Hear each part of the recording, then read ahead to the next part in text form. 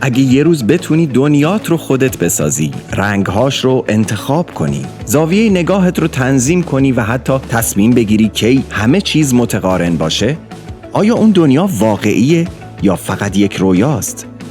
این سوال شاید فلسفی به نظر بیاد، اما یک نفر توی سینما سالهاست داره تلاش میکنه جوابش رو پیدا کنه. بله، اون کسی نیست جز وس اندرسون، کارگردانی که با نظم، تقارن و رنگ جهانی ساخته که هیچ چیز شانسی نیست، اما با وجود این همه نظم فیلمهاش عمیقاً احساسی‌اند. از راشمور تا استروید سیتی و از The Royal Tenenbaum تا The Grand Budapest Hotel، دنیایی که هم خنده داره هم غم انگیز و در عین حال عجیبه که چرا انقدر دقیقه. وس اندرسون متولد سال 1969 در تگزاسه. از همون بچگی با دوربین سوپر 8 فیلم می ساخت. از دانشگاه فلسفه اومده و اون فلسفه توی همه فیلمهاش ریشه کرده. فیلمهاش ترکیبی از کمدی و تراژدی هن. چیزی بین نظم طراحی شده و بی‌نظمی انسانی. توی راشمور یه نوجوان نابغه رو می‌بینیم که نمیتونه با دنیای واقعی کنار بیاد. در واقع خود اندرسونه.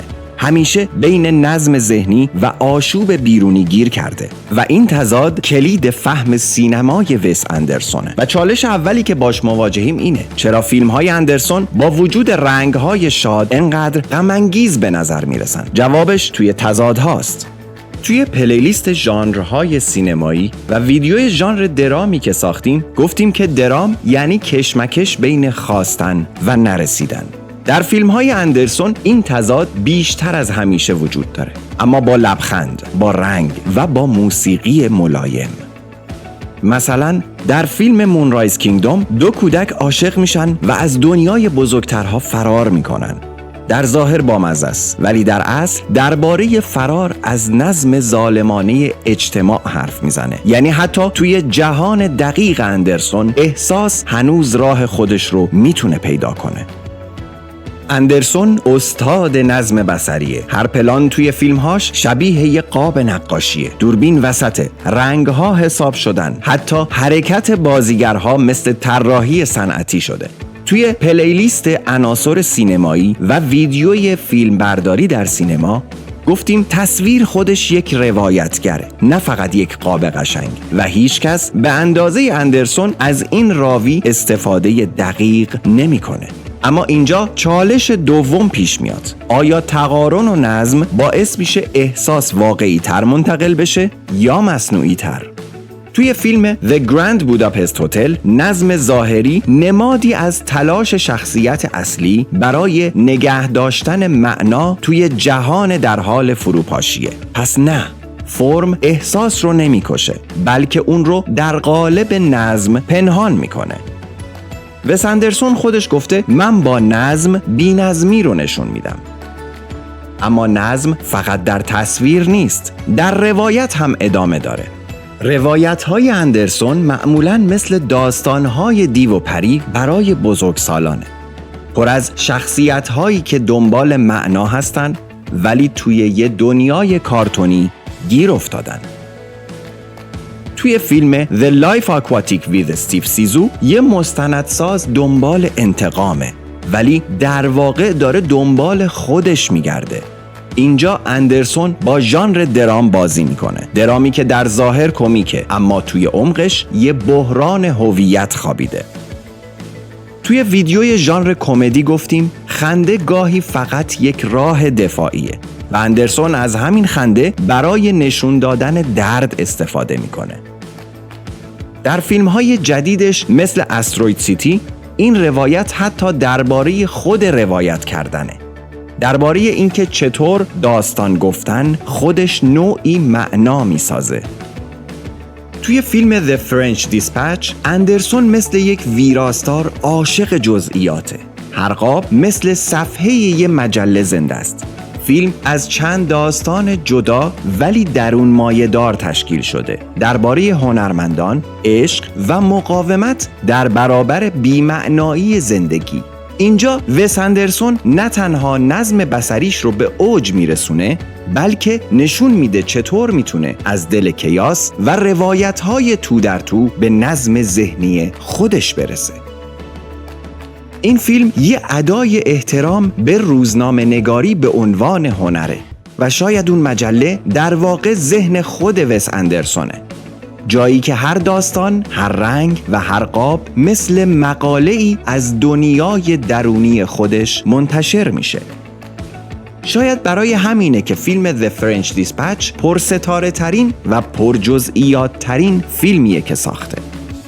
اما هیچ ستاره‌ای از نور خودش بیرون نمیزنه، چون همه در خدمت اون ذهن منظم و شاعرانه وس اندرسونن که داره دنیا رو مثل یک مجله میچینه. توی دنیای وس اندرسون کوچکترین حرکت اشتباه بازیگر کل قاب رو به هم میزنه. پس بازیگرهاش باید کنترل شده بازی کنن، چیزی که بهش میگن آندر اکتینگ، یعنی بازی با احساس درونی نه بیرونی. توی فیلم فانتاستیک مستر فاکس روباه قهرمان در ظاهر آرومه، اما دائم درگیر غریزه و مسئولیته. همون تعادلی که اندرسون تو کل سینماش دنبالشه. توی ویدیویی که راجع به سبک‌های بازیگری ساختیم، توی ویدیوی دنیل دی لوئیس گفتیم که بازیگر باید با جهان فیلم هم نوا بشه. اینجا هم همین اتفاق میفته. اگر بازیگر زیادی احساساتی بشه، نظم دنیای اندرسون فرو میریزه. پس سکوت و کنترل خودش تبدیل میشه به بیان احساسی. حالا این چالش رو برای خودت تصور کن. تو اگر بازیگر دنیای وس اندرسون بودی، میتونستی احساساتت رو کنترل کنی یا نه؟ توی فیلم استروید سیتی اندرسون وارد یه مرحله جدید شده. دیگه فقط دنبال نظم نیست، دنبال معناست. فیلم پر از لایه‌های مختلفه، داستان توی داستان، فیلم در فیلم و بازی در بازی، یه جور متاتئاتر سینماییه. یادتونه توی ویدیو دنیل دی لوئیس گفتیم بازیگر چطور از درون شخصیت رو میسازه. اینجا وس اندرسون دقیقاً برعکس عمل میکنه، از بیرون به درون میرسه با طراحی صحنه، رنگ و ریتم تا ما از ظاهر به سمت عمق حرکت بکنیم و به مفهوم برسیم. این فیلم هم درباره خود روایت کردنه، اینکه چطور نظم داستان میتونه ابزار کشف احساس باشه.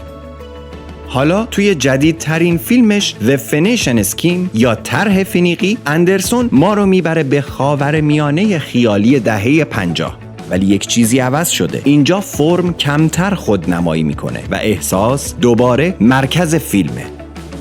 رابطه پدر و دختر توی این فیلم شبیه بازگشت به سادگی راشمور یا مونرایز کینگدومه. اون نظم معروف هنوز هست، ولی پشتش یه بیقراری انسانی جریان داره. این فیلم نشونه بلوغ نهایی اندرسونه، جایی که از بازی‌های فرمی فاصله گرفته تا به احساس خام و رابطه‌های واقعی تر برگرده.